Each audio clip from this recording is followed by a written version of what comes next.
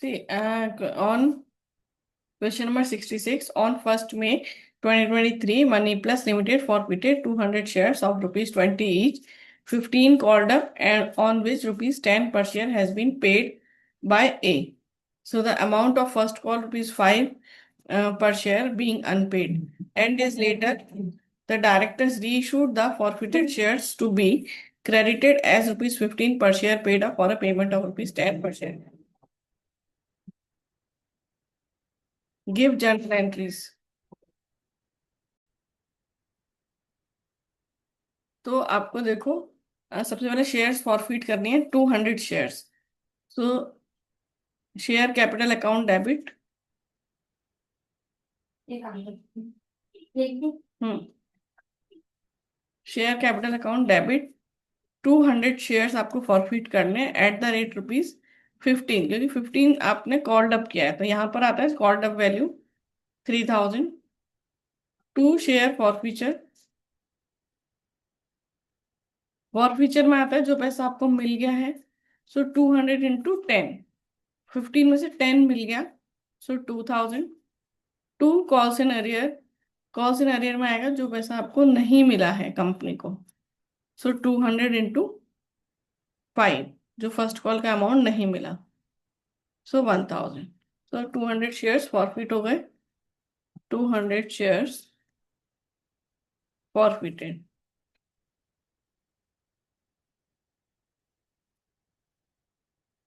इसके बाद आप री इशू कर रहे हो, तो री इशू में आप directors reissued forfeited shares to be credited as 15 per share paid up for a payment of 10। 10 मिला, 15 का शेयर था। So bank account debit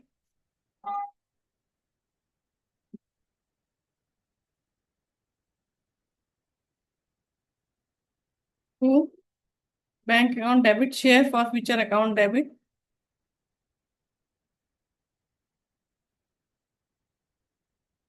to share capital.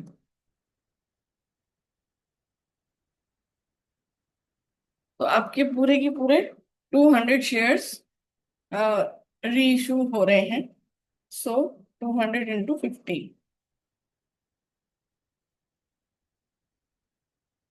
सो 3000। और आपको आपको मिल रहा है 10 रुपीज। सो 200 इंटू 10, 2000, और लॉस विल बी 1000। तो अब 200 शेयर्स री issue,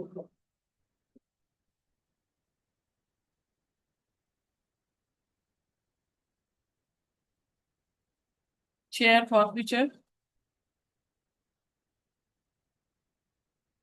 account debit to capital reserve. So amount transferred to capital reserve।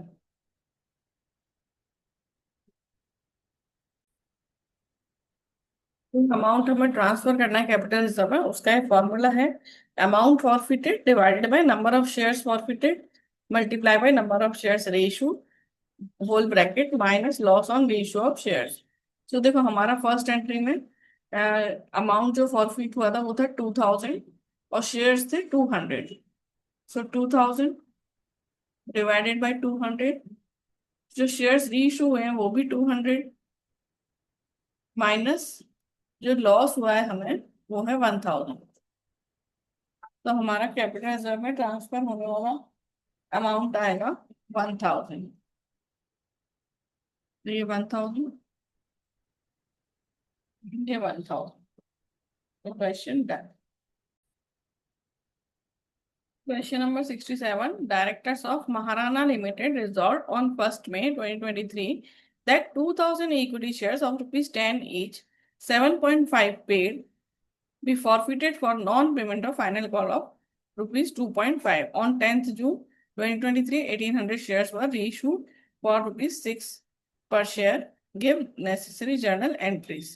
तो सबसे पहले 2023 May 1 को शेयर्स फॉरफिट हुए हैं, तो हम लिखेंगे शेयर कैपिटल अकाउंट डेबिट, कितने शेयर्स फॉरफिट हुए हैं? 2000। कितना कॉल किया गया था अब तक उस पर? 10 रुपीज पूरे कॉल किए गए थे, तो ये हो गए 20,000। टू शेयर्स फॉरफीचर, फॉरफीचर में जो अमाउंट मिल गया है वो हम लिखते हैं। सो 2000 शेयर्स पर हमें 7.5 मिल चुका है, 15,000। और जो हमें नहीं मिला है वो आएगा कॉल्स इन एरियर्स में। So two calls in arrear 2000 into 2.5, so 5,000। So 2000 shares forfeited, non payment of final call. इसके बाद हमने उनको री इशू किया है 1800 shares. So bank account debit, debit 1800 shares at the rate ₹6, 10,800। Share forfeiture account debit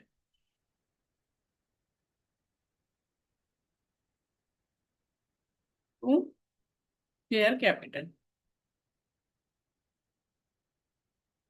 1800 into 10, 18,000। और 18,000 minus 10,800,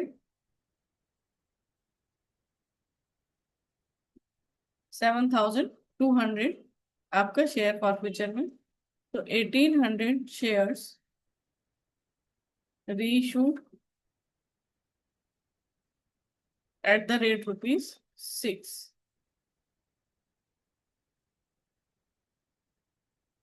फिर share forfeiture account debit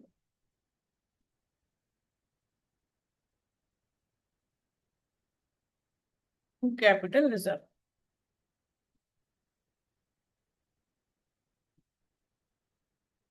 अब आप हम देख लेंगे कि कितना अमाउंट कैपिटल रिजर्व में ट्रांसफर हुआ है। ठीक है, सो आप देखो अमाउंट, जो हमारा फॉर्मूला है वो हम लिख लेते हैं। Amount to be transferred to capital reserve, तो amount forfeited divided by number of shares forfeited multiplied by number of shares reissued,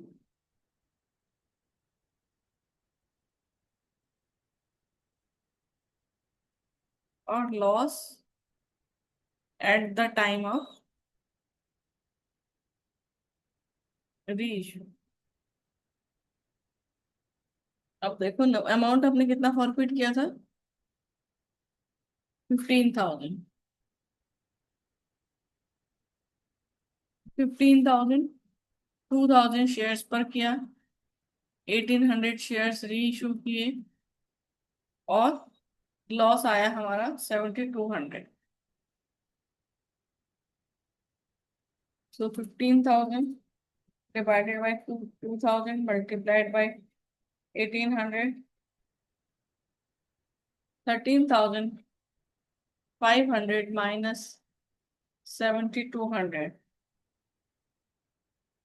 ये आएगा 6,300।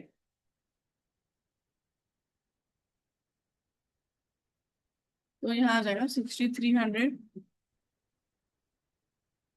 So amount transferred to capital reserve